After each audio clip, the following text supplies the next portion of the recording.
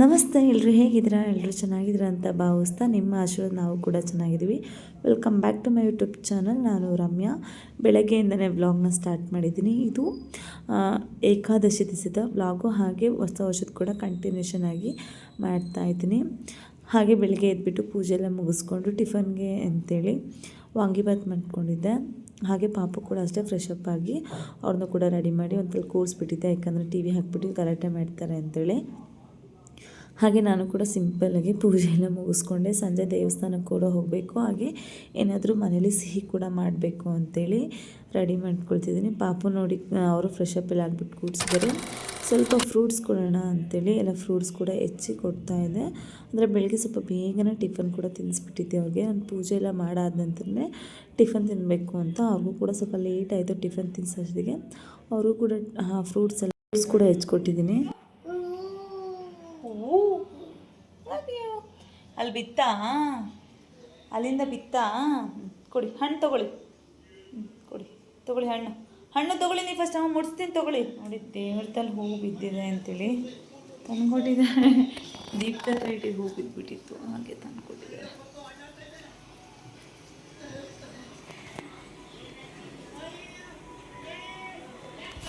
ತಿನ್ನು ಕೂತ್ಕೋ. ಹಾಗೆ ಏಕಾದಶಿ ಇರೋದೇ ದೇವಸ್ಥಾನಕ್ಕೆ ಅಂತೇಳಿ ರೆಡಿ ಆಗಿಬಿಟ್ಟು ಹೊರಟ್ವಿ. ಅಂದರೆ ಆಟೋ ಬುಕ್ ಮಾಡಿಕೊಂಡೆ ಹೊರಟಿದ್ದೀವಿ. ಮತ್ತು ಹಸ್ಬೆಂಡ್ ಕೂಡ ಡ್ಯೂಟಿಗೆ ಹೋಗಿದ್ರು, ಅವ್ರಿಗೇನು ಲೀವ್ ಇರಲಿಲ್ಲ. ಹಾಗಾಗಿ ನಾವೇ ಆಟೋ ಮಾಡಿಕೊಂಡು ಕೆಳಗಡೆ ರೂಮಕ್ಕ ಹಾಗೆ ಎಲ್ಲರೂ ಹೋಗ್ತಿದ್ದೀವಿ ದೇವಸ್ಥಾನಕ್ಕೆ. ಅಲ್ಲೂ ಕೂಡ ಅಷ್ಟೇ ತುಂಬ ಚೆನ್ನಾಗಿ ಅಲಂಕಾರ ಎಲ್ಲ ಮಾಡಿದರು. ಹಾಗೆ ಬೇಗ ಹೋಗಿರೋದ್ರಿಂದ ಅಷ್ಟೊಂದೇನು ರಶ್ ಆಗಿರಲಿಲ್ಲ. ಸ್ವಲ್ಪ ಲೇಟ್ ಆಗಿದ್ರೆ ಅಂದರೆ 7-7:30 ಮೇಲೆ ಜಾಸ್ತಿ ರಶ್ ಇರುತ್ತೆ ಅಂದ್ಕೊಂಡು ಹೋದ್ವಿ. ಹಾಗೆ ವೈಕುಂಠ ದ್ವಾರ ಅಂತ ಕೂಡ ಇತ್ತು, ಅದನ್ನು ಕೂಡ ಅಲ್ಲೆಲ್ಲ ಅಷ್ಟೊಂದು ವೀಡಿಯೋ ಮಾಡ್ಕೊಳಂಗೆ ಇರಲಿಲ್ಲ. ಹಾಗಾಗಿ ಚಿಕ್ಕ ಕ್ಲಿಪ್ಪಿಂಗ್ಸ್ ಅಷ್ಟೇ ತೊಗೊಂಡಿದ್ದೀನಿ. ಒಳಗಡೆ ದೇವ್ರ ದರ್ಶನ ಹತ್ರ ಎಲ್ಲ ವೀಡಿಯೋ ಅಲೋ ಇರಲಿಲ್ಲ, ಫೋಟೋಗ್ರಫಿ ಹಾಗೆ ವಿಡಿಯೋಗ್ರಫಿ. ಅಲ್ಲೇ ವೀಡಿಯೋ ಮಾಡ್ತಿರೋದು ಹೊರಗಡೆ ಸ್ಕ್ರೀನ್ ಮೇಲೆ ಹಾಕಿದ್ರು, ನಾನು ಅದನ್ನೇ ಒಂದು ಚಿಕ್ಕದಾಗಿ ಕ್ಲಿಪ್ಪಿಂಗ್ಸ್ ತೊಗೊಂಡೆ. ಹಾಗೆ ಒಳಗಡೆ ಕೂಡ ವೆಂಕಟೇಶ್ವರ ಸ್ವಾಮಿಗೆ ತುಂಬ ಚೆನ್ನಾಗಿ ಅಲಂಕಾರ ಮಾಡಿದರು. ಹಾಗೆ ದೇವ್ರ ದರ್ಶನ ಎಲ್ಲ ಮಾಡಿಕೊಂಡು ಪ್ರದಕ್ಷಿಣೆ ಕೂಡ ಹಾಕ್ಕೊಂಡ್ಬಿಟ್ಟು ಬಂದ್ವಿ. ಹಾಗೆ ಹೊರಗಡೆ ಸ್ಕ್ರೀನ್ ಮೇಲೆ ತೋರಿಸ್ತಿದ್ರಲ್ವ ವೆಂಕಟೇಶ್ವರ ಸ್ವಾಮಿನ, ಹಾಗಾಗಿ ಎಲ್ಲ ಚಿಕ್ಕ ಕ್ಲಿಪ್ಪಿಂಗ್ಸ್ ಮಾಡ್ಕೊಂಬಿತ್ತು. ಹಾಗಾಗಿ ಅಲ್ಲಿ ವೀಡಿಯೋ ಮಾಡಿಕೊಂಡೆ. ಹಾಗೆ ತುಂಬ ಜಾತ್ರೆ ಥರ ಇತ್ತು, ಹಾಗೆ ತುಂಬ ಚೆನ್ನಾಗಿತ್ತು ದೇವಸ್ಥಾನದಲ್ಲೆಲ್ಲ.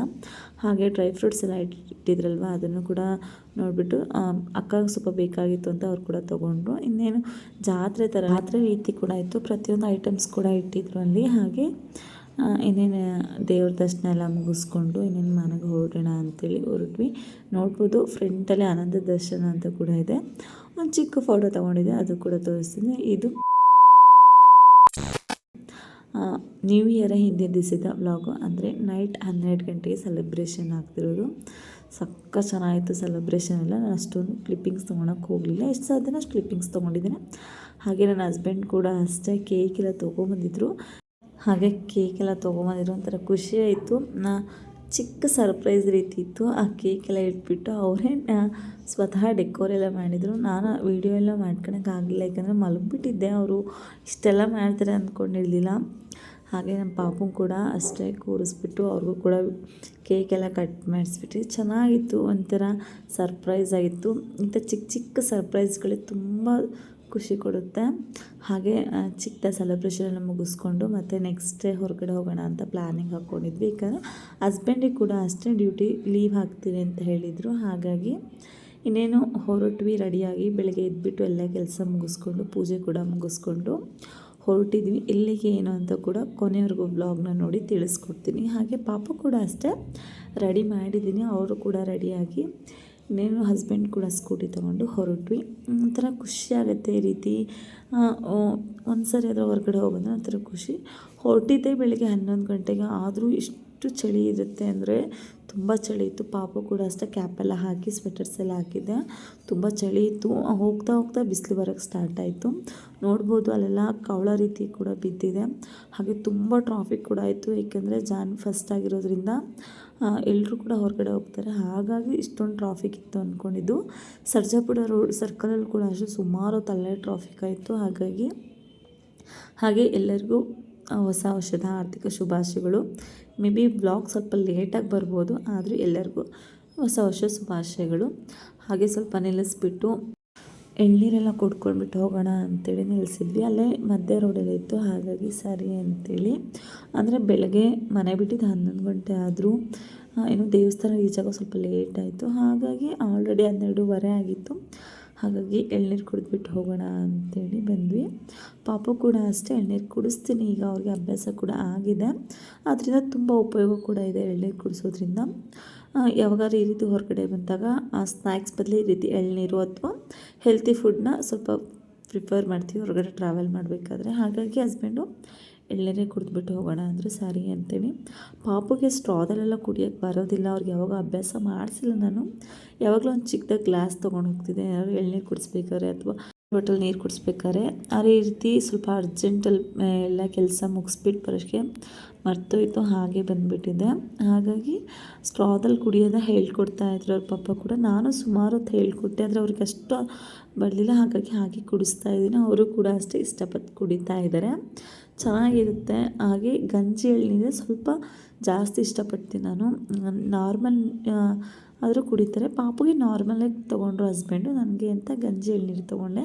ತುಂಬ ಚೆನ್ನಾಗಿ ಕೂಡ ಇತ್ತು, ಹೆಲ್ತಿ ಕೂಡ ತುಂಬ ಬೆನಿಫಿಟ್ ಸಿಗುತ್ತೆ ಅಂತೇಳಿ ಕುಡಿದೆ. ನೋಡಿ ಅವ್ರ ಪಾಪ ಅವ್ನಿಗೆ ಕುಡ್ಸೋಕ್ಕೆ ಎಷ್ಟು ಟ್ರೈ ಮಾಡ್ತಿದ್ದಾರೆ. ಹೇಳ್ಕೊಡ್ತಾಯಿದ್ರು ಸ್ಟ್ರಾದಲ್ಲಿ ಕುಡಿಯೋದನ್ನ, ಅವರು ಕೂಡ ಕುಡಿಸ್ತಾಯಿದ್ರು. ನೋಡಿ ಪಾಪ ಹೀಗೆ ಕುಡೀರಿ ಅಂತ ಹೇಳ್ಕೊಡ್ತಾಯಿದ್ರು. ಕುಡ್ಸಮ್ಮ ಅಂತ ಹೇಳಿದರು, ನಾನು ಸುಮಾರು ಟ್ರೈ ಮಾಡಿದೆ. ಆದರೆ ಅವ್ರಿಗೆ ಅಷ್ಟು ಅದು ಸ್ಟ್ರಾದಲ್ಲಿ ಕುಡಿಯೋಕ್ಕೆ ಬರ್ತಿರ್ಲಿಲ್ಲ.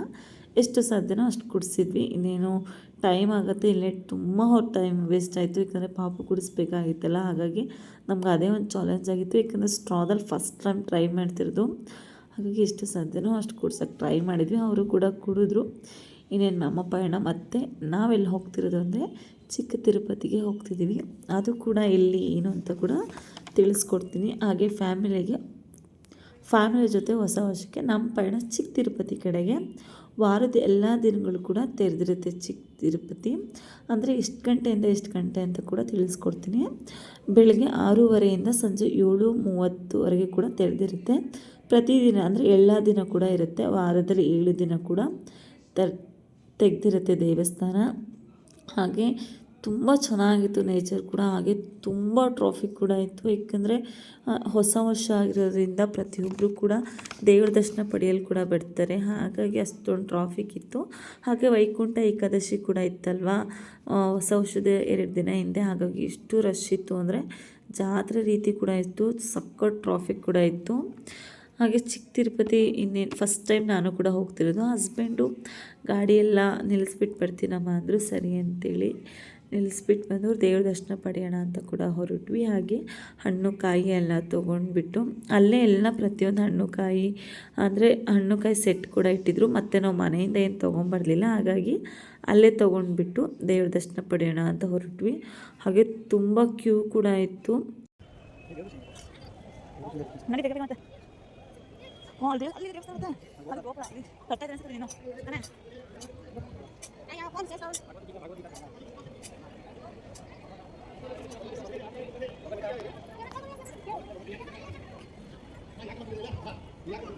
ಹಾಗೆ ದೇವಸ್ಥಾನ ಕೂಡ ಒಂದು ಕಡೆ ರೆಡಿ ಮಾಡ್ತಾಯಿದ್ರು, ಅದನ್ನು ಕೂಡ ಒಂದು ಚಿಕ್ಕ ಕ್ಲಿಪ್ಪಿಂಗ್ಸ್ ತೊಗೊಂಡೆ.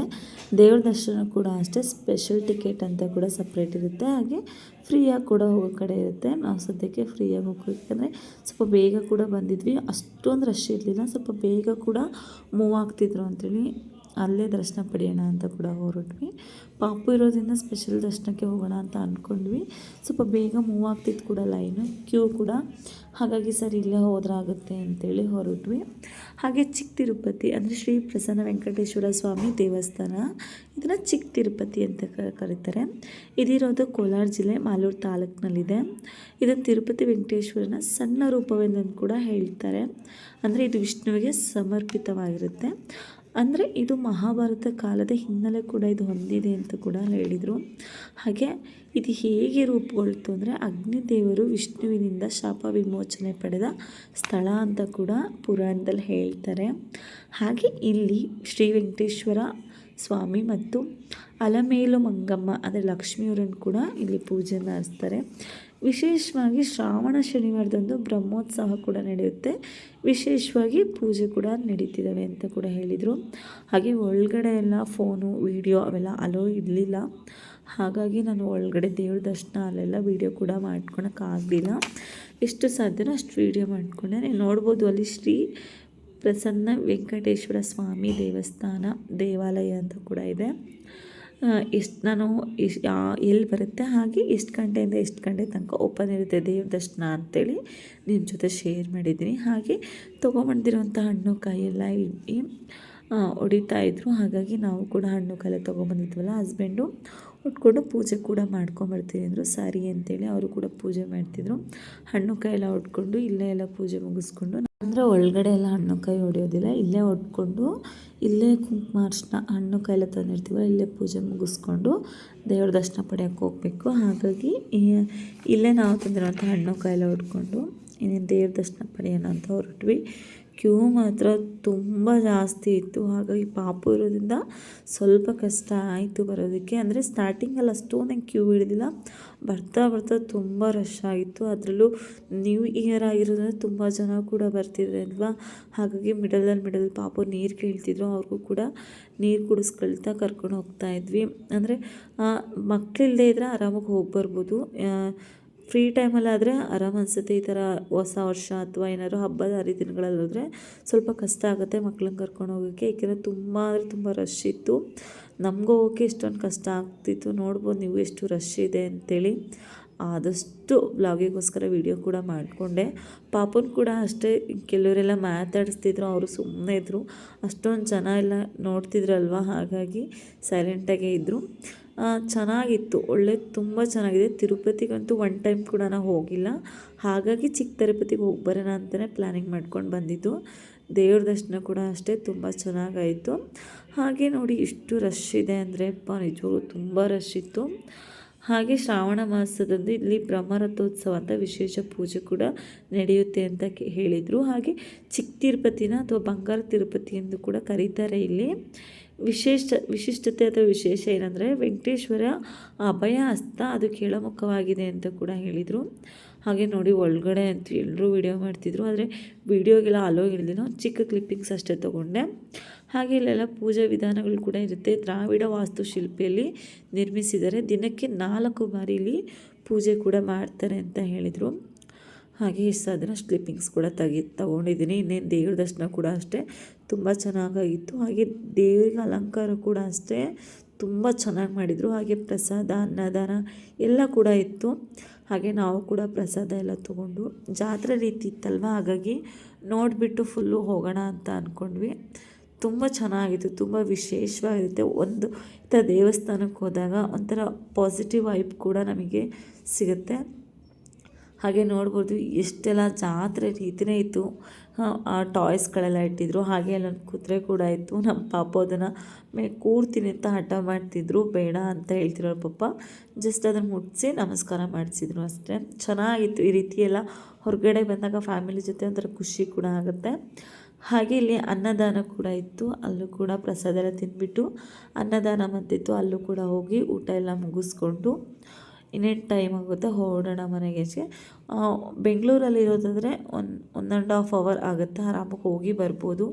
ದೇವ್ರ ದರ್ಶನ ಎಲ್ಲ ಮಾಡಿಕೊಂಡು ತುಂಬ ಚೆನ್ನಾಗಿ ಕೂಡ ಇದೆ ದೇವಸ್ಥಾನ ಕೂಡ. ಇನ್ನೇನು ಒಳಗಡೆ ಎಲ್ಲ ಒಂದು ಕ್ಲಿಪ್ಪಿಂಗ್ಸ್ ತೊಗೊಂಡೆ. ತುಂಬ ಚೆನ್ನಾಗಾಯಿತು ದೇವ್ರ ದರ್ಶನ ಕೂಡ. ಪಾಪು ಕೂಡ ಅಷ್ಟೊಂದು ಕಿರಿಕಿರಿ ಮಾಡಲಿಲ್ಲ, ಆರಾಮಾಗಿದ್ದ. ಇನ್ನೇನು ದೇವ್ರ ದರ್ಶನ ಎಲ್ಲ ಮುಗಿಸ್ಕೊಂಡು ಪ್ರಸಾದಕ್ಕೆ ಅಂತ ಕೂಡ ಹೊರಟ್ವಿ. ನಾವು ಪ್ರಸಾದ ಇರುತ್ತೆ ಅಂತ ಅಂದ್ಕೊಂಡಿರಲಿಲ್ಲ, ಅಲ್ಲಿರುತ್ತೆ ಅಂತ ಹೇಳಿದರು. ಹಾಗಾಗಿ ಟಾಯ್ಸ್ ಎಲ್ಲ ಇಟ್ಟಿದ್ರು ನಮ್ಮ ಪಾಪು ಹಾಗೆ ಅಂಥೇಳಿ ಇದೊಂದು ಟಾಯ್ಸ್ ಕೂಡ ತೊಗೊಂಡ್ವಿ. ಚೆನ್ನಾಗಿತ್ತು ಒಂಥರ. ಪಾಪು ತುಂಬ ಟಾಯ್ಸ್ನ ಕೇಳ್ತಿದ್ರು, ಅಮ್ಮ ಅದು ಕೊಡಿಸಿ ಇದು ಕೊಡಿಸಿ ಪಪ್ಪ ಅಂಥೇಳಿ. ಸುಮ್ಮನೆ ಅನಾವಶ್ಯಕವಾಗಿ ಬೇಡ ಅಂದ್ಕೊಂಡ್ವಿ. ಏಕೆಂದರೆ ಪ್ರತಿ ಸಾರಿ ಏನಾದರೂ ಹೊರಗಡೆ ಹೋದಾಗ ಅವ್ರಿಗೆ ಅಂತ ಏನಾದರೂ ಒಂದು ಟಾಯ್ಸ್ ತಂದೇ ತರ್ತಾರೆ. ನಾವು ಅಂತಲ್ಲ, ನನ್ನ ಮೈದನ ಆಗಿರ್ಬೋದು, ಊರಲ್ಲಾಗಿದ್ರು ಅವರು ಕೂಡ ಅಷ್ಟೇ. ಅದರ ಜಾತ್ರೆ ಅಥವಾ ಊರಲ್ಲಿ ಜಾತ್ರೆ ಆದರೂ ಕೂಡ ಅವ್ರಿಗೆ ಅಂತಲೇ ಚಿಕ್ಕ ಪುಟ್ಟ ಟಾಯ್ಸ್ ಕೂಡ ತಂದಿಟ್ಟಿರ್ತಾರೆ. ಸುಮ್ಮನೆ ಜಾಸ್ತಿ ಆದರೂ ಕೂಡ ಅವರು ಹೊಡೆದು ಎಲ್ಲ ಹಾಳು ಮಾಡಿಬಿಡ್ತಾರೆ ಅಂಥೇಳಿ ನಾವೇನು ಟಾಯ್ಸ್ ತೊಗೊಳ್ಲಿಲ್ಲ. ಮ್ಯಾಜಿಕ್ ಸ್ಲೇಟ್ ಅಂತಿತ್ತು, ಆ ರೀತಿ ಇರೋದು ತೊಗೊಳ್ಳು, ಏನಾರ ಬರೆದ್ಬಿಟ್ರೆ ಅದೇ ರಿಮೂವ್ ಮಾಡ್ಬೋದು, ಆ ರೀತಿ ಇರೋ ಟಾಯ್ಸ್ ಕೊಡಿಸಿದ್ರು ಅವನಿಗೆ.